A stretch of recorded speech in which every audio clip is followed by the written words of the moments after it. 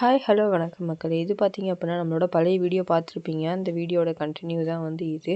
அந்த வீடியோ எடுத்து முடிச்ச அடுத்த நாளே பார்த்தீங்க அப்படின்னா ரொம்ப வந்து மழை பெஞ்சு, நான் அப்போ சொன்னேன் பார்த்தீங்களா 2 வருஷத்துக்கு அப்புறம் வந்து இப்போ தான் வந்து நல்ல விளைச்சல் இருக்குது அப்படின்னு சொல்லியிருந்தேன். ஆனால் அந்த வீடியோ எடுத்து முடித்த அடுத்த நாள் பார்த்தீங்க அப்படின்னா ஃபுல்லாக மழை பெஞ்சு நம்மளோட அந்த சருவு இருக்குது பார்த்தீங்களா, அந்த செடி அந்த வந்து ஆடு சாப்பிட்றதுக்குலாம் வந்து யூஸ் ஆகும். பட் இப்போ வந்து ஃபுல்லாக நனைஞ்சி ரொம்ப கொதன்ட்டு நம்ம வந்து அது போர் மாதிரி வச்சு மூடி வச்சுருந்தோம். இந்த குத்தாரின்னு சொல்லுவாங்க, அது மாதிரி வந்து போட்டு க்ளோஸ் பண்ணி வச்சுருந்தோம். பட் ஆனால் வந்து காற்றுல ஃபுல்லாக எல்லாம் எடுத்து பறந்து ஃபுல்லாக நனைஞ்சிருச்சு. அதனால் அந்த இலை ஃபுல்லாக வந்து ஈரமாயிடுச்சு. இது பார்த்திங்க அப்படின்னா நம்ம பிச்சு போட்டிருந்த அந்த கடலைங்க, அந்த கடலை தான் வந்து இது. செடி பார்த்திங்க அப்படின்னா எல்லாம் ரொம்ப கொதன்ட்டு ரொம்ப ஈரமாகி ரொம்ப ஊறி போயிடுச்சு மழையில்.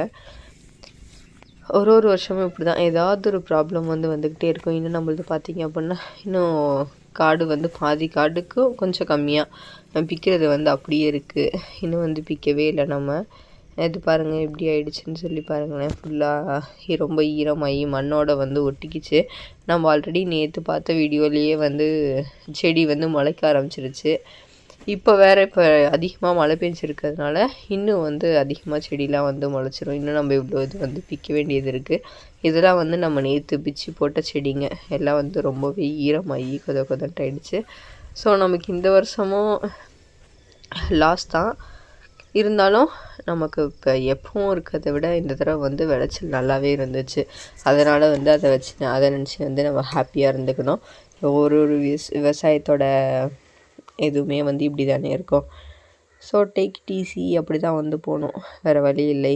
இந்த வீடியோ பார்த்துட்ருக்க நீங்கள் ஒரு விவசாயியாவோ அல்லது விவசாயிக்கு சப்போர்ட் பண்ணுற ஒருத்தராகவோ இருந்தீங்க அப்படின்னு நம்மளோட வீடியோவுக்கு லைக் பண்ணுங்கள், கமெண்ட் பண்ணுங்கள்.